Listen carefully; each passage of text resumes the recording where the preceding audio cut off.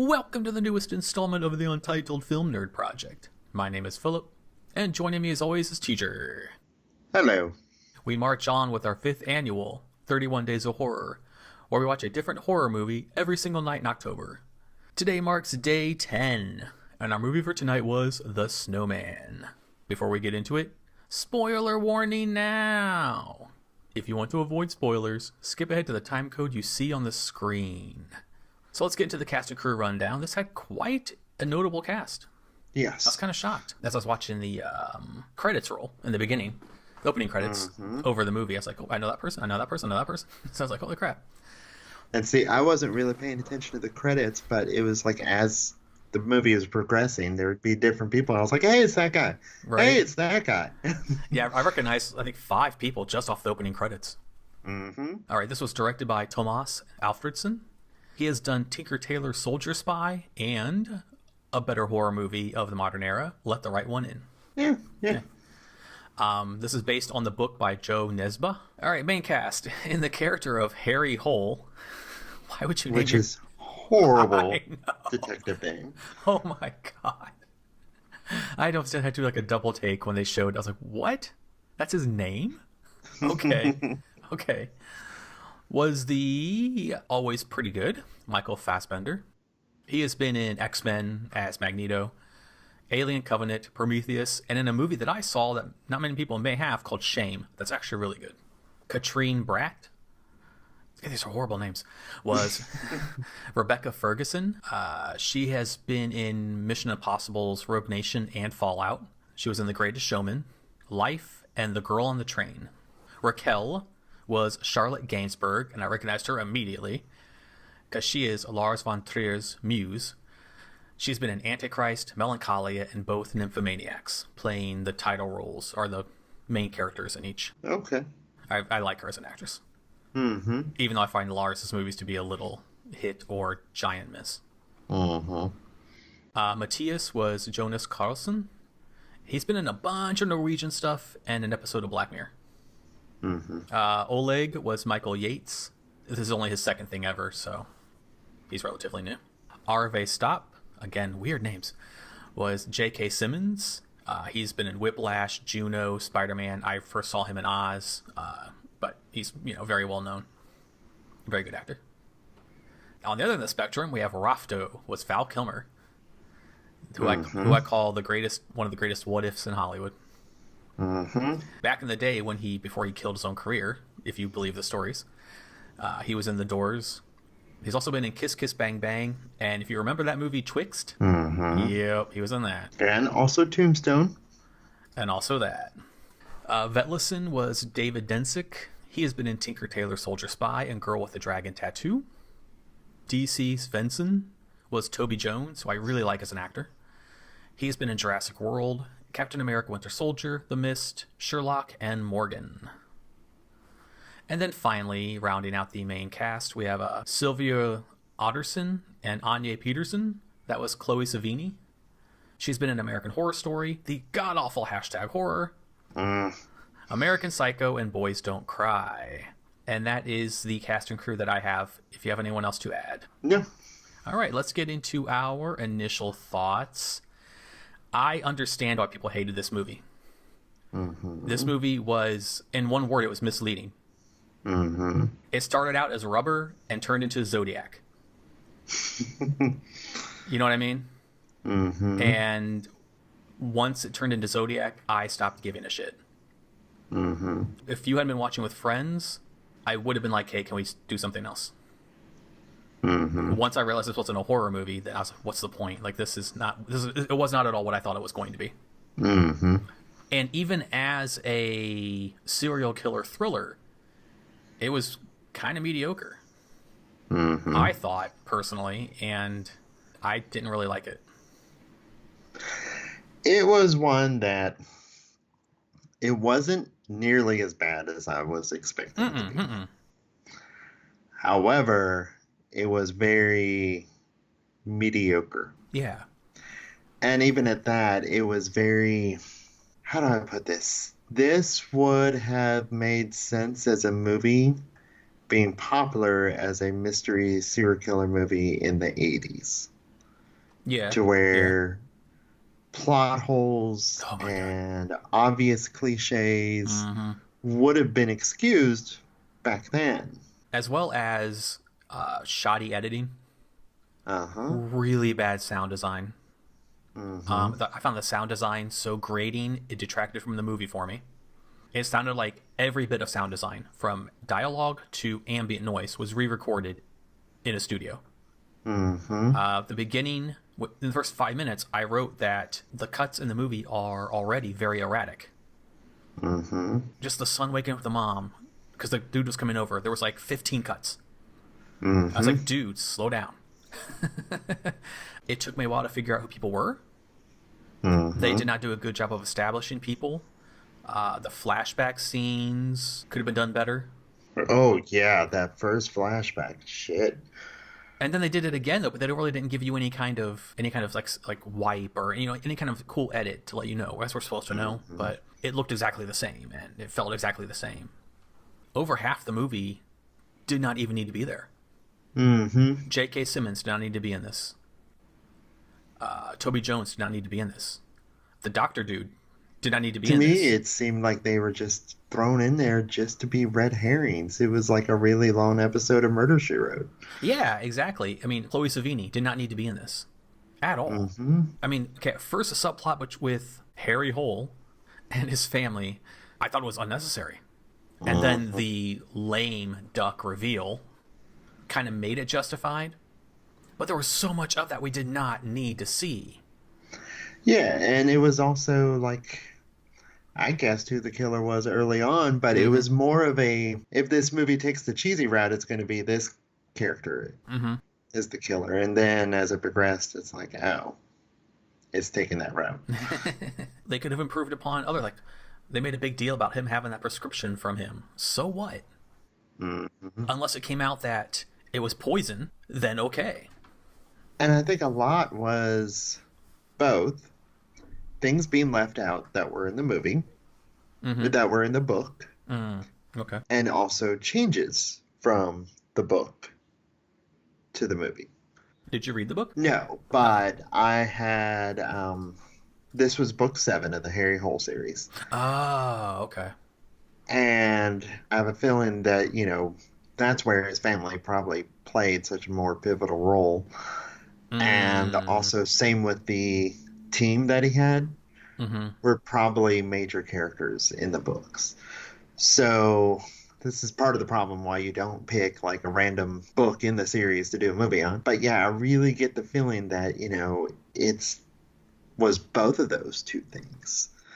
Things being left out and also changes from because I was reading the Wikipedia page and there was definitely aspects that were really changed from the book. Oh, okay. I mean, this would have made a better book. It's a very popular book. Even the story we got, not the Hmm. actual book, just the story we got would have made a okay book, an okay whodunit Agatha Christie book. Yeah, as their term, dime star. What is it? Dime store novel. Oh, okay. Yeah. I feel like this was a bait and switch Hmm. from trailer to movie. Personally, Hmm. I actually watched the trailer to this, and I thought we were getting kind of like Rubber, but with a snowman. Yeah. Hmm. I legitimately thought we were gonna get like a killer snowman horror movie, and we got a Zodiac serial killer movie with snowman. Which he kept on changing his. He leaves a snowman out, but at the same time, he also leaves a body that has its head blown off in a garage every once in a while. Yeah, and I didn't like that they went back to that well twice. Yes. First time I was like, okay, you got me. That's pretty cool. Second time I was like, come on, you just did it. You Hmm. literally just did it. So yeah, this was very disappointing. Hmm. Very boring. I mean, the actors did okay, but they weren't given anything to work with. Michael Fassbender just felt like he was zombieing through the movie. I know his character was supposed to be like a detached alcoholic, Hmm. but at the same time, this movie had no life, no pulse, no originality, cookie cutter as hell, and a killer that has just seen audition one too many times. I'm surprised that this came out so recently because this seems like something that was really trying to ride the curtails of Girl with the Dragon Tattoo. Yeah, okay. I can see that. That was done way better. Yeah, and it was also done a while ago, and you figure, typically when something's trying to ride the curtails of another popular movie, it's done shortly afterwards. Yeah, this wasn't very good. Hmm. I understand now the poor reviews and backlash. Hmm. I own up to it. Maybe I didn't watch the trailer closely enough or long enough, because I rarely watch trailers to their completion. Hmm. If you ask me, say, hey, watch this trailer, I'll watch it until I know I'm interested, and I always stop. And so this one could have been my fault. Maybe I read too much into it, but I thought we were getting something else, and we didn't. So, yeah. From what I gather, a lot of people probably thought they were getting something else.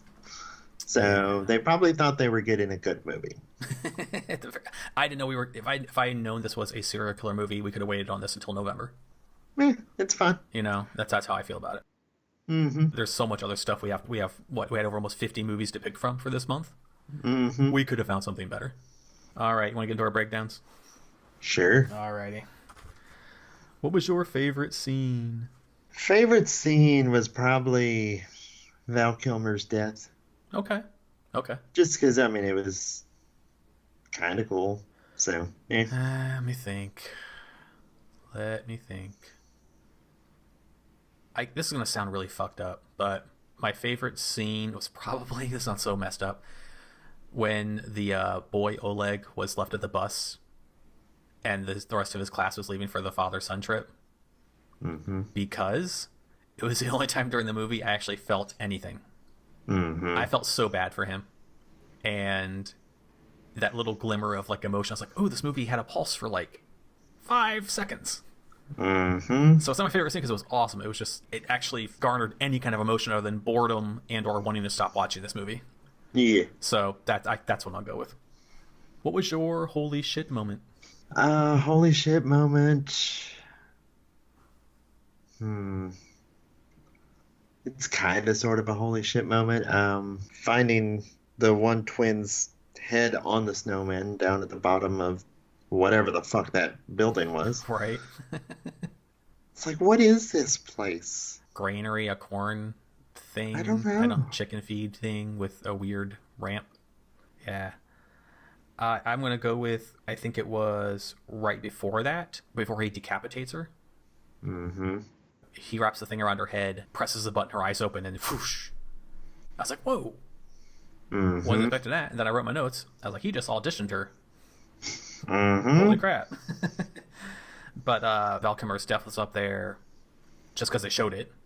Mm-hmm. And as well as the twin sister's head being on the snowman, or being part of the snowman. Mm-hmm. So that was pretty cool. Well, I wouldn't say pretty cool. No, that was, stuff that stuck out, I guess. Which again, it was still kind of odd because it didn't fit the serial killer's MO. I know. I wonder if he was just kind of like, hey, this will look cool. It's going to melt, though, and no one will see it because it's going to melt every time. All right. See if we can narrow it down. I think we already kind of did this, though. What was your mediocre moment? Probably that reveal. Mm-hmm. Again, I saw it a mile away, and right. B, it was the very definition of forced. Mm-hmm.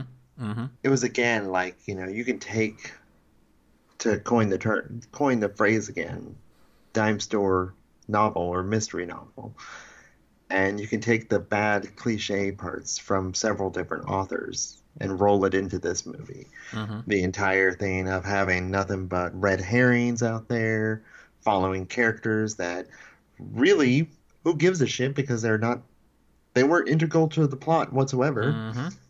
And then manipulating the plot to work it into, well, it's this killer all along. Yeah.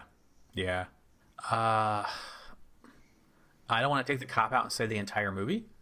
Mm-hmm. But man, But you kind of want to say that. Yeah, it wasn't good. I didn't like the reveal. The third act was horrible. Mm-hmm. There was so much wrong in the last 10 minutes. I think the only thing I liked was after he had saved his ex-wife, mm-hmm. and her response was, Kill him. Yeah, yeah. Him saving her from the audition thing, physics doesn't work like that. Mm-hmm. It still would have cut through her head. Mm-hmm. If you're going to run away, why run out into the middle of a lake just to walk back? Mm-hmm. That's what the killer did. That was stupid. And it was very convenient that there was a hole there. Oh, yeah. It was dumb. I'm going to run away out to the middle of this stupid lake. And he's going to be like, come here, I'm here. Bang. I did think that was because, like, he shot him. Good. You shouldn't be out fucking yelling. You should be trying to, like, hide and find him. Mm-hmm. But then I was like, why would you run out into a lake that's melting, then walk back on the lake that's melting? Like, why? That's stupid. And then again, with how he died, falling into the lake. Fucking lame. That is the mediocre moment for me. That was the worst payoff. Mm-hmm. This movie's 2 fucking hours long. Mm-hmm. It's almost the length of a fucking Marvel movie. It was just, I get it. He dies the same way his mother did. If it wasn't obvious, we're going to beat you over the head with it. Yes. It was a stupid story with a stupid plot with a very fucking stupid ending. Mm-hmm. So, it had little glimmers like, oh, wow, okay. 97% of this movie is mediocre. And that's not on the actors. Mm-hmm. If any, LOL moment. Nah.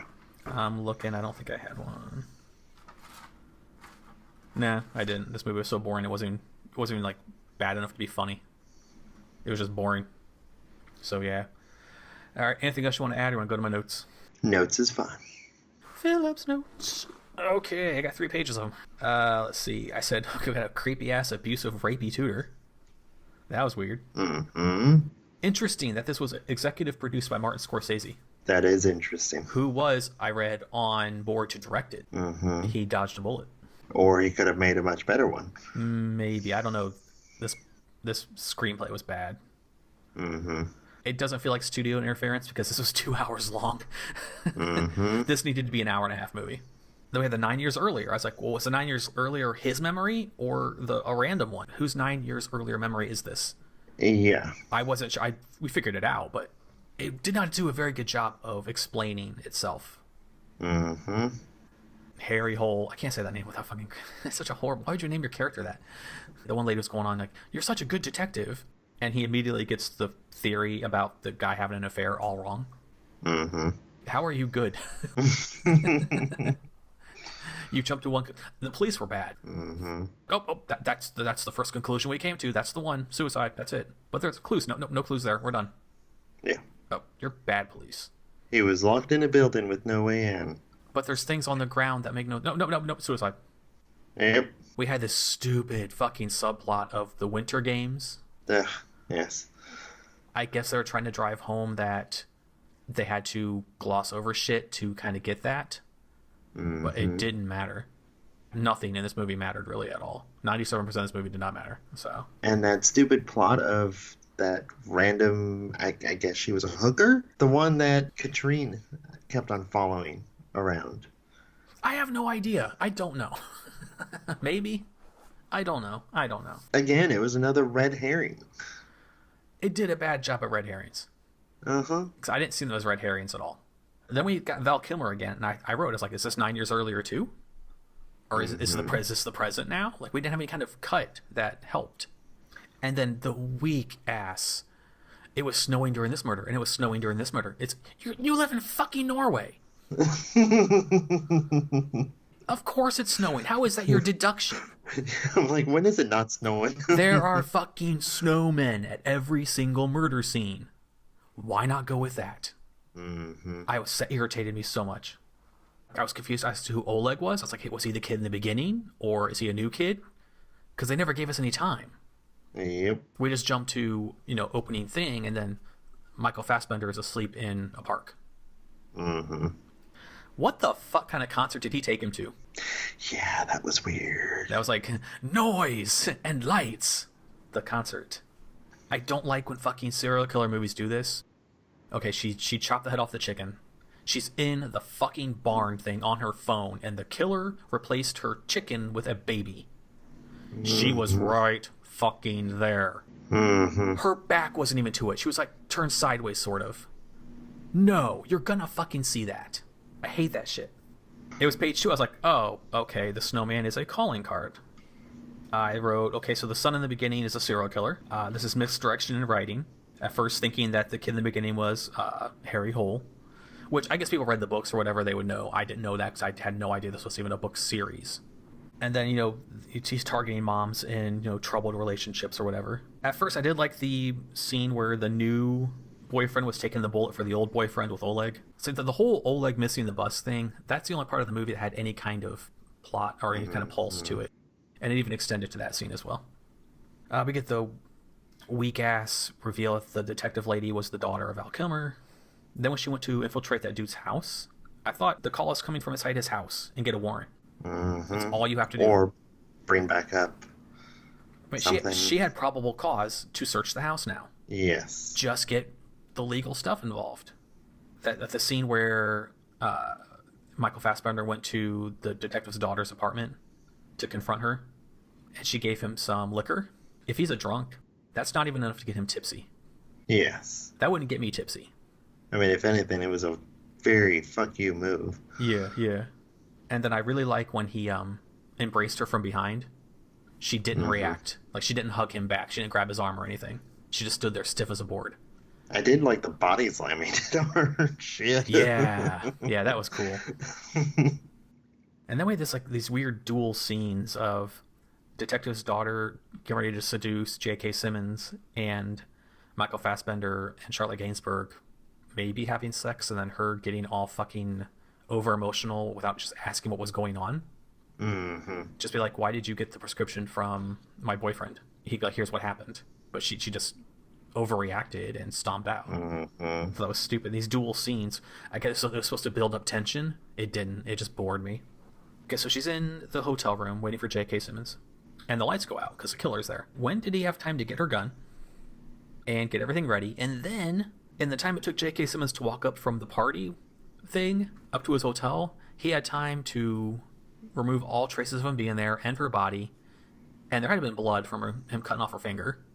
Where did it go? Yeah. He had like 30 seconds. I hate shit in serial killer movies when they do that. It doesn't make any sense. I'm still unclear if she was actually dead. Yeah. The only clue we got was that her hand was blue. And then they just kind of wrote her off, and one dude was trying to fight back tears. I learned that if you're a detective, you can just steal people's shit. I need your phone in your car, bye. And then I wrote, with whodunit serial killer movies, your whole audience caring hinges on the suspense of whodunit, right? I just don't care. Even before the reveal, I didn't care. I don't care who it is. It could be any. You can name a character. It could be them. I wouldn't care at all. I stopped caring after the bait and switch. And that's for me personally. I didn't like when he went into Matthias's house. All the evidence just happened to be all out in the open. Here's all the pictures of the women lined up on the table, and Oleg and the mom. And then here's pictures that I took with my phone framed on a shelf. Why would you do that? That's bad writing. And it's lame. There's so much wrong with this movie. He walks in, and we see Charlotte Gainsbourg sitting at the table. Oh no, when he goes back down from upstairs. Because somehow he had time to put them at the table in the 30 seconds to walk around upstairs. Again, the timing to what happens does not match. That's fucking irritating. And when he comes back down, she's sitting there with, the thing around her neck. Because Matthias is there, and Oleg is sitting at the table on our right. Just shoot him in the back of the head. Yes. I doubt that his reflex will be to push the thing and to cut her head off. I don't think that's how it works. I could be wrong. I don't know. The rescue scene was lame because physics does not work like that. Yes, it would have cut through his finger, as I said earlier, but she would be missing half her head. And those are all for my notes on this very, very, very, very, very, very bad movie. Anything else? You want to go to final thoughts? Final thoughts? Let's go to final thoughts. Don't watch this, anybody. Yep. Horror or not, this was a waste of 2 hours. Can't even be mad. I didn't care for Winchester, and I didn't care for Hell House LLC. But at least, yeah, part 2. But at least they were horror movies. At least they had, at least they didn't lie to the audience about what they were. again, like I said, I will own up to that if it's my fault, because I did not know of the book series and that this was a long series featuring this detective. So, I thought it was a killer snowman, and I was so on board for that. But yeah, it's bad. It's not recommended to anyone for any reason. Yes, agreed. This is one where all the negative hype is very true. Mm-hmm. Very, very true. Yes. Yep. And it had such a decent pedigree of actor. It's so irritating. It's just so irritating. All right. That kind of goes into what we're going to talk about now. That takes care of final thoughts. But before we go, what did we learn? I learned two things. One, Norway has very strange statues in its park. Nice. And two, nobody in Norway owns curtains. Right? And their houses are designed as such you can see everything. Yes, I just find that really odd. I learned actually what you just said earlier. Sometimes the negative hype is earned. It's deserved.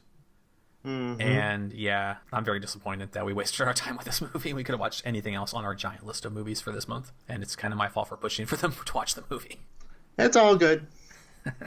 It was one that was always on my list to watch anyway, so I got it out of the way. I kept on having hopes that, it's like, oh, these people didn't like it, so, maybe there still is a chance I'll like it, or at the very least, maybe there's a chance I'll be entertained with how bad it is. Yeah. So, I was still entertained. Like I said, it was much better than I thought compared to what everybody had said, but it was low bar mediocre. I wasn't entertained because, like I said, once the bait and switch happened for me, and then what it actually was not a good version of that. We've seen much better whodunit serial killer movies with just blah, blah. And like I said, I've seen much better episodes of Murder, She Wrote. So there you go, yeah. This is no Jessica Fletcher. No, this is not.